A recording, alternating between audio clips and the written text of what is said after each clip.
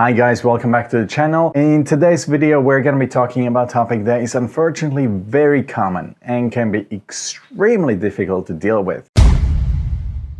Actually, I'm talking about people who have had bad experience previously. People who have been cheated on in their previous relationships, and sometimes it happens to some people, unfortunately, multiple times. I mean, it's not so uncommon to hear or see people on TikTok complaining about the sexual relationships they had in the past, and in every single one, they've been actually cheated on. So the fear of being cheated on is sort of something that you take with you into the future.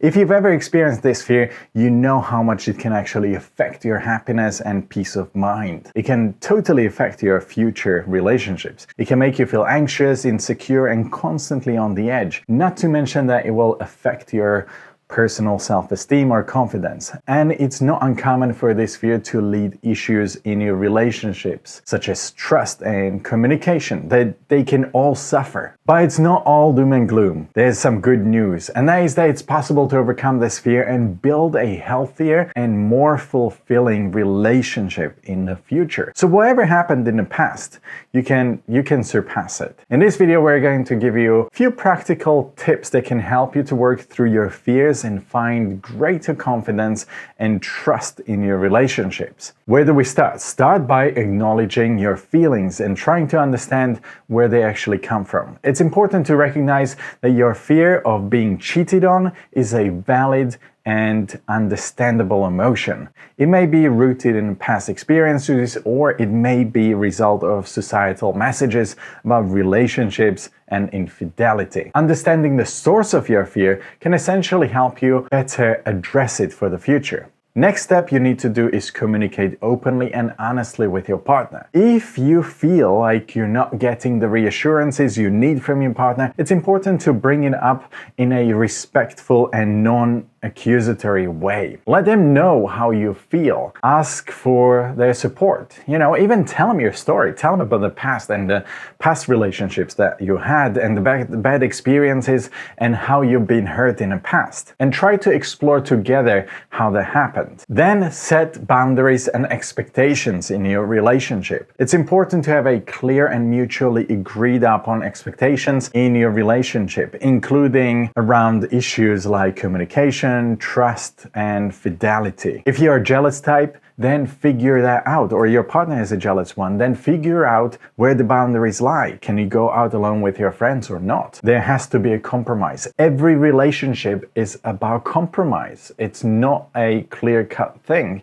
that, he's my boss or I'm wearing the trousers in this relationship. Everything is about mutual respect and compromise. Now for the next one, you have to focus on building that trust through consistent and reliable behavior. So let's imagine that you already had the talk. Now, trust is built over time through consistent and reliable actions. We all know that actions speak way louder than words. And by being a trustworthy and dependable partner, you can help strengthen the trust in your relationship. That means that whatever you agree on or whatever you understand that the other person likes or dislikes, respect it. Practice self-care and prioritize your own well-being. Taking care of yourself and your own needs can help you feel more confident and secure in your relationship. It can also make you feel less needy. It can make you feel less dependable. And this is where the issues often lie, because some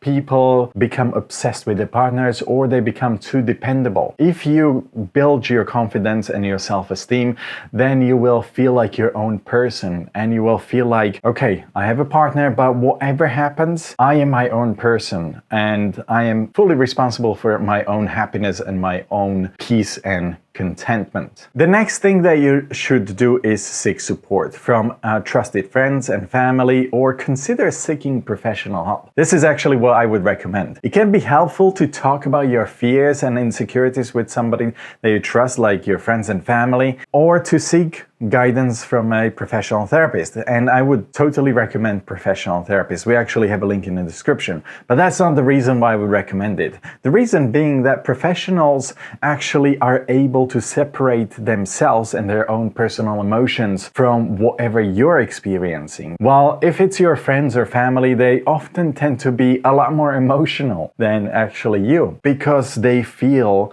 like this person that they love suddenly was hurt, and they feel the need to fight for them. And this is often an issue, because sometimes when we complain about our partners, or we diss them in front of our friends and family, they tend to have a radical reaction to that and turn to hatred and help you dissing them and bitching about them even more. And that is not the way you're going to resolve any kind of relationship or any kind of issues in a relationship, especially if you're trying to build something stronger than the past relationships that were very hurtful and scarred you in some way. So that is one of the main reasons why I would actually recommend that you seek professional therapist. Somebody who will guide you, somebody who has seen something similar happening in the past with many other cases, and they know what works and what doesn't. Now remember that no one is perfect, and that mistakes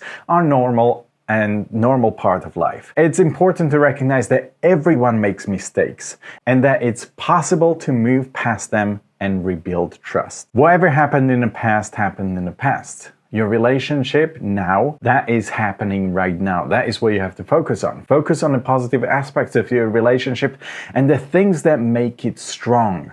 It can be easy to get caught up in all of the negative thoughts, but it's important to also remember and appreciate the good things in your relationship. Remember that trust is something that is earned and has to be maintained, not something that is given blindly. Trust is something that is built over time through consistent and reliable actions. And it works both ways. If you want to trust your partner, they have to trust you, and vice versa. Try to let go of control and let the relationship unfold naturally. It's natural to want to control every aspect of a relationship, but it's important to remember that relationships involve two people and that you can't control everything. By letting go of control and allowing the relationship to unfold naturally, you can help build greater trust and therefore greater security. Now, I hope that some of these tips have been helpful and that you feel more equipped to overcome